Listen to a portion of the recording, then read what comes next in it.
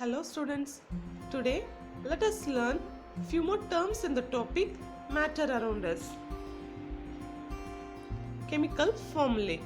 A chemical formula is a symbolic representation of one molecule of an element or a compound. It provides the information about the elements present in the particular molecule and the number of atoms of each element. Let us see an example for it. Water molecule, that is H2O. The small number beside the H symbol is called subscript. It gives the information about the number of atoms that element present in the molecule. Hence, there are 2 hydrogen atoms in water molecule. When there is no number besides O symbol, it means that there is only one atom of the element present in the molecule. Therefore, there is only one oxygen atom in the water molecule. NaCl, that means sodium chloride. One atom of sodium and one atom of chlorine are present. The next one, NH3, ammonia. One atom of nitrogen and 3 atoms of hydrogen are present here. C6H12O6. It represents glucose. 6 atoms of carbon and oxygen, 12 atoms of hydrogen are present. Let us see some common compounds and their chemical formula. We all know the first one, H2O for water, C6H12O6 for glucose, NaCl for salt, that is sodium chloride, C2H6O for ethanol, NH3 ammonia, H2SO4 for sulfuric acid, CH4 represents methane, C12H22O11 represents sucrose. Let us learn about atomicity. Actually, it implies the total number of atoms present in one molecule of an element, compound or a substance. Let us see how to calculate the atomicity of elements. For example, oxygen. It exists as diatomic molecule, that means O2. Therefore, its atomicity is 2, which means O plus O is equal to O2, isn't it? So, 2 atoms are there. Hence, the atomicity is 2. Similarly, a phosphorus molecule, which is represented as P4, contains 4 atoms. Hence, its atomicity is 4. And the next one is sulfur. It is represented as S8. It contains 8 sulfur atoms. Therefore, the atomicity is 8 for sulfur.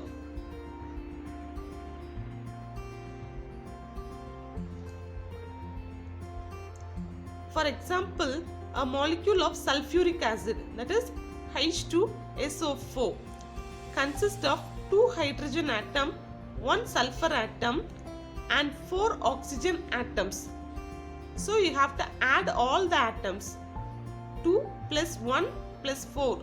Totally 7 atoms. Hence the atomicity is 7.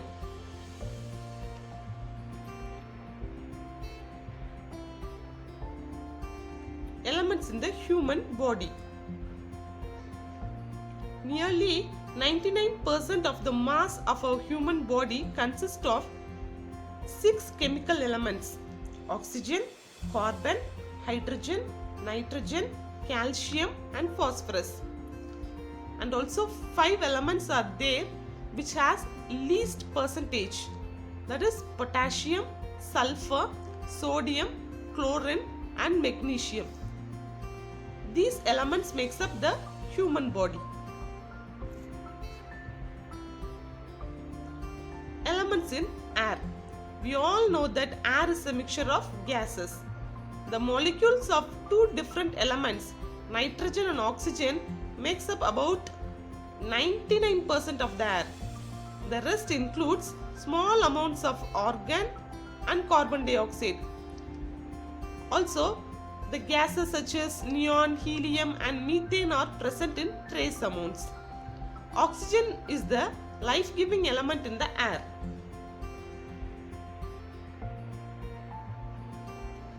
Let us see about the effect of temperature on solid, liquid and gases. What happens to the matter when it is heated?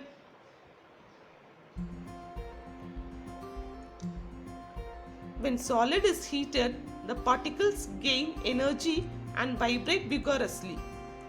The particles move slightly further apart from one another. This causes the volume of matter to increase. Also, it has a name as expansion.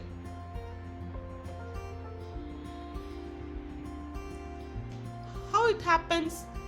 The matter begins to expand when heated, so that its volume increases due to the greater distance between the particles. But the size of the particle remains the same, even though the volume has been increased. Look at this picture. During heating or expansion, the mass of the matter does not change. Also, the size and number of the particles of the matter do not change. For example, here you can see an iron log. The distance between the iron particles increases when they gain enough heat. However, the number of iron particles does not change. Hence, the mass of the iron log is conserved. The melting of ice is an example of a change in the states of matter. The change in the states of matter occurs during melting, boiling, and freezing, also in condensation. When the particles possess enough energy, they overcome the strong forces of attraction between one another. The particles break free from one another and move randomly. For example, when solid ice is heated to 0 degrees Celsius, it melts to become liquid, that is water. In the same way, liquid water is heated to 100 degrees Celsius, it boils to become steam. Thank you.